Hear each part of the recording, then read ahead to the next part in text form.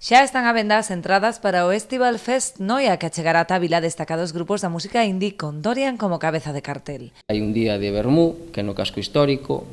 ali enfrente ao Coliseo Noela, na calle Curro, onde temos a Capital Boscoff, un grupo galego. Despois temos un atardecer, unha zona que é no Malecón, onde se ve unha posta de sol, se non respecto ao tempo, moi bonita, donde tamén temos un grupo madrileño que ahora mesmo están enchendo todas as salas de Madrid, que se chama Era Paraíso,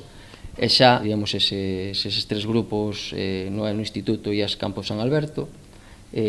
donde temos a Carolina Rubirosa, Capital Boscoff, e, bueno, como cabeza de cartel ao grupo Dorian. Ademais, a través de ataquilla.com as entradas podense adquirir no Gasset, o Tamara e o Solpor, locais que, ao igual que o resto das asociacións de hostalería do municipio, colaboran coa iniciativa. As iniciativas, sobre todo, de facer algunha actividade nos exteriores son as que se están consolidando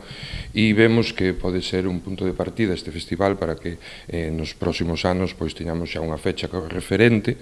e que, polo menos, se destaque o pobo de Noia e a hostelería no que é a comarca e a nivel galego. O prezo das entradas será de 5 euros, destinados íntegramente a Cáritas e Cruz Vermella, que agradeceron ao Concello a organización deste evento solidario. Planificamos sempre unhas actuacións ao largo do ano para atender os usuarios, pero lamentablemente sempre temos imprevistos para atender outro tipo de incidencias que xurren. Para nós é importantísimo, xa que nos axuda a atender estes improvisos e poder dar a atención como se merecen as persoas beneficiarias dos nosos proxectos.